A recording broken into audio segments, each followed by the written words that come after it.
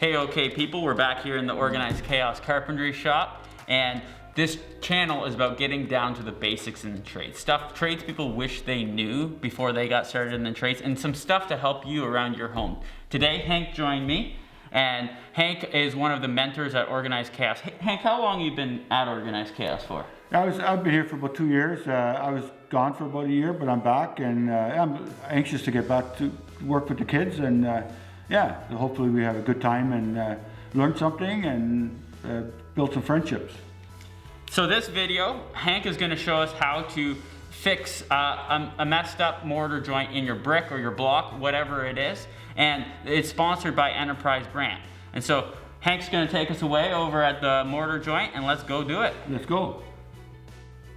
Okay, I'm here. Sean invited me out to do a virtual demonstration on joints that would be typically compromised. So I'm going to show you how to go about this.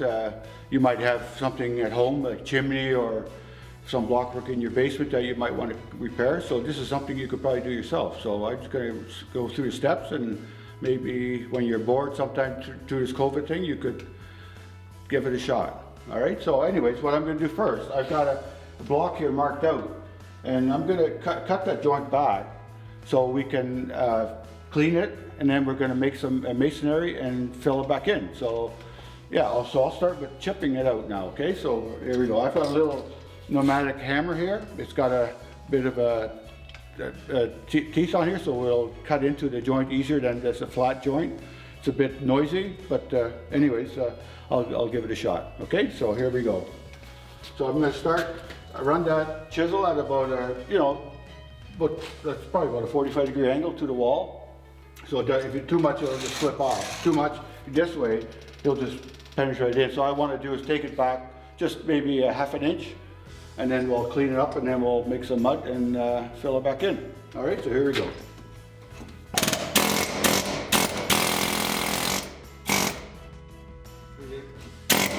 Make sure you wear safety glasses at all times, because stuff will shoot back at you, and definitely don't want to end up at the hospital trying to pick a piece of mortar out of your eye. All right, so here we go.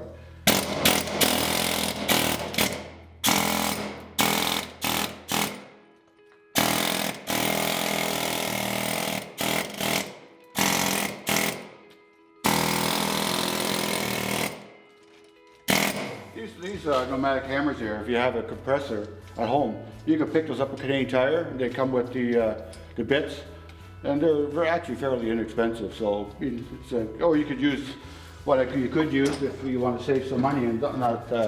I've got a small chisel here. You have also got chisels that will be a bit of a taper on, about 22-degree taper, and you can also use that for chipping. So that would go like something like this,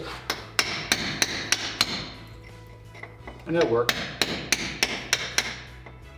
The key is when you're repairing something, you got to get all the loose material out before you start filling, because the mortar joint's only as good as the surface is adhered to. So you could have good mortar, but a poor backing, and it still is not going to work. All right, so let's go to the shot.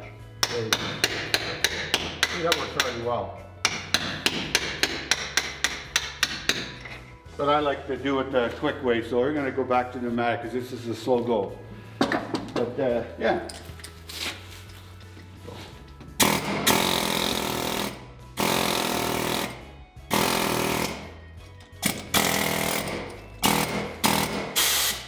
Okay, so we'll fix that joint there.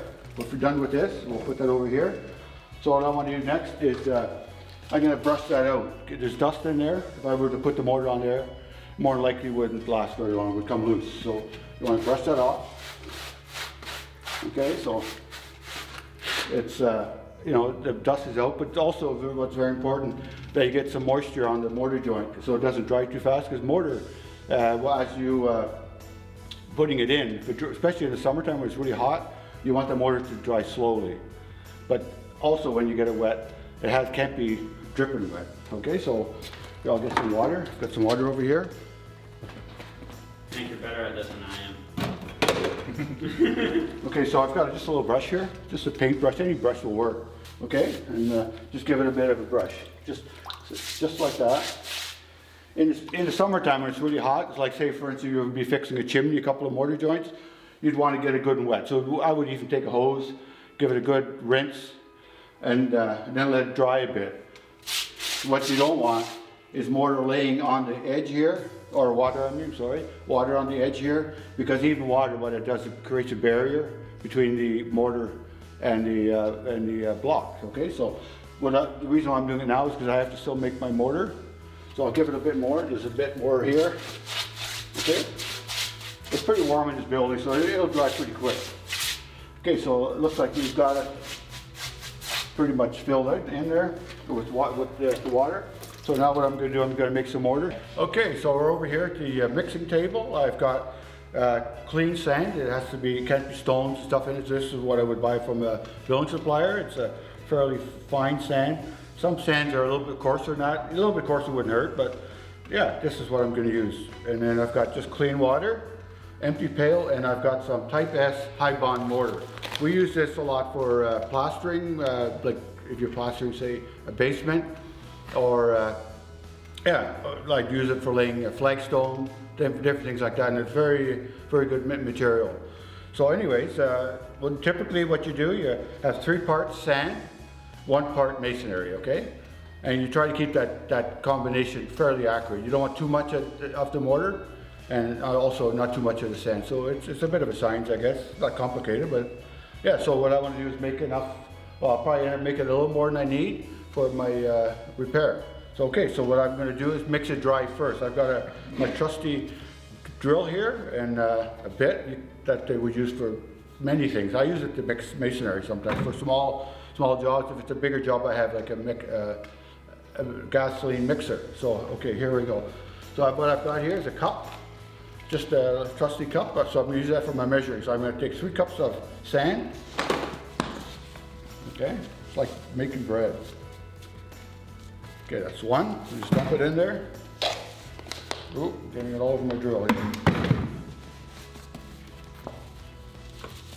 Yeah, you don't want to get distracted doing this, because especially when you're mixing a big portion, you get counting and somebody comes over and says, "Hey, John or Hank, how's it going?" And you say, "Oh, what was that number? Was that number 3 or number 10?" Or anyways, 3 is pretty easy. So there you go, 3 cups. Then I'm going to put 1 cup of masonry in. Okay, this is the Type S high bond, and same thing, just 1 cup. Okay, so there you go. See, just 1 cup, and I got 3 cups of sand.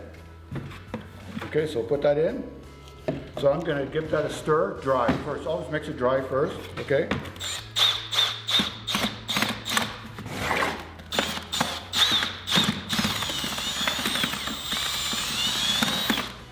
So if you look at this now, you can see the mix and the sand together. That's good enough. We're just making a wee little bit. Typically I make more than that, but this is just a demo. So what I can do now is add some water, okay? So with the water, you have to really watch it. You don't put too much in. This sand it's not bad. It's got some moisture in there already, so we typically would just go easy on it. You can always add water to it. Once you got the water in, you can't take it out. Then you have to go back to a bit of sand, a bit of mason, until you get it to what you want. Okay, so I'm going to start with this. Okay, so I put about a half a cup in there. I probably need more, but I'm going to start with that.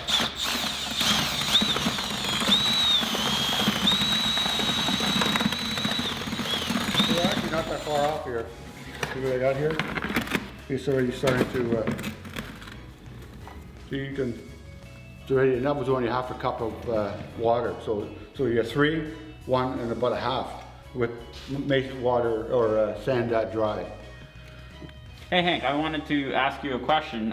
Is your mortar going to be fine for a minute? Yeah, we have a few minutes there, so yeah, go ahead. I wanted to know, what's one thing you wish you knew before getting into the trades? Yeah, I guess when I came, I never finished high school, which I wouldn't recommend for anybody, but that's what I wish I would have finished, at least my high schooling. Being in business, I find that's a bit of a handicap, but I do have a good lawyer and also a good accountant, and I do a lot of my own paperwork, so we manage, but definitely education is paramount, and your academic schooling would be very helpful. So how long you been in the trades then? Oh, it seems like all my life. I used to work with my older brother. We'd see in the summertime, we'd jump on the back of his motorcycle with the toolbox on the back, and away we went. So I probably started working with him when I was 15, but I never really started full time till I was 16. And yeah, I've loved it. I've always loved construction. I used to, after school, I'd walk by a construction site. I would just spend hours just watching the guys work. I was fascinated with it, and I still love it. And yeah, so it's an awesome job. You can use your hands, and at the end of the day, you can look back and you've made something beautiful. And okay, so we're back. We've made our masonry over there. It's 3 parts sand, 1 part mortar, and it's in water, and we've mixed it. I checked a little while ago if this mortar joint was still dry or wet enough. So I did actually add a little bit of water just to give it a little bit more dampness, so you can sort of see it's not soaking wet, but it's got some moisture. It's got moisture sucked into the mortar joint, so that'll give us a good adherent. So I've got my mace here. Let me just get over here for a minute. So I've got my mortar here, and I'm going to put a little bit on my trowel. So you flick it like that, it helps the mortar stick, okay? See, it just doesn't slide off, okay? So that's a real tricky thing to learn as you're learning. I know some of the students in the past, that's what I like to teach them, how to get the mortar to stick. And we spread mortar on blocks and bricks and yeah, and do all kinds of fun stuff. So anyways, so I'm gonna fill that with this mortar, and it's about a 3/8 mortar jointer. So I've cut that. That typically is longer, but I like working with something a little shorter. It just gives me a little more control. So I'm going to start from I'm right-handed. Okay, so I'm going to start from right. If you're left-handed, you would probably start from the left-hand side. But since I'm right-handed, I'm going to do it the right way. So here we go. So just take your time, but you want to make sure that you get that mortar right back to the back of the cavity, because if you don't, if any moisture in the winter gets in behind there, it'll just blow that mortar joint off. So you want to make sure it's back and it's stuck to the existing mortar joint. Okay, here we go. See, it's pretty simple. So a lot of these little repairs around the house, you know, why pay somebody hundreds of dollars if you can do it yourself? And you never know, eh? It might be a gift that you've got, and yeah, you might be able to use that in the future if you don't make it a trade for yourself. It might be just something you can use around your own home in the future. And it's always nice to be able to repair your own stuff. It gives you a sense of satisfaction, I find. So I've got it filled now, see? Okay, so I'm done with that. All that extra mortar, I guess we'll maybe make a mortar ball or something. So now what I'm going to do, where's my, I've got a jointer here. Oh, there it is. So this is what you call a block joiner. What it does, it gives you that concave look. It's got sort of like round, if you can see it there. So this one's a little narrower than this side. So sometimes some of the joints will be a little bit bigger. So here I'm going to use the wider one. Okay. So then what I do, okay, just like that.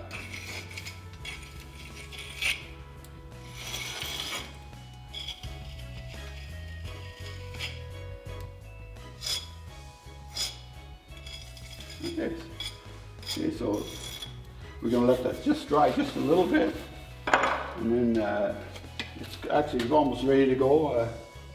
It's amazing how your fingers are the best tool in the toolkit. So that, you know, sometimes little stuff like that, you don't want to use your fingers too much because this stuff is fairly corrosive. But in a small application like this, I do anyways. They probably not recommend it. So I've got just a paintbrush here. So I'm going to do, I just want to get that. Voila, one mortar joint fixed. Well, do you think the people learned something there? I hope so. I mean, this is such a practical thing. If you look, especially our climate, it's so cold, and masonry always needs to be repaired. So there's always be work out there. So yeah, try it at home and you know, give it a shot. I mean, there's not a whole lot you can do wrong. Try not to smear it all over your mom or dad's wall. Yeah, that's right. They might not like that. Yeah. But yeah, go easy and give it a shot. And you never know, you might have those gifts hidden there somewhere that you can use for the future. Yeah. I wish it was something I knew back about 5 years ago. I had a good portion of my house repointed, and so if I knew that, I could have done that myself. Yeah. And so, wish I knew Hank 5 years ago. Yeah. Well, thank you for joining us in learning how to fix a mortar joint. The tools we use will be linked in the description below. If you're stopping by the first time and you haven't already, and you would like to, like and subscribe, and we'll see you back in the shop soon.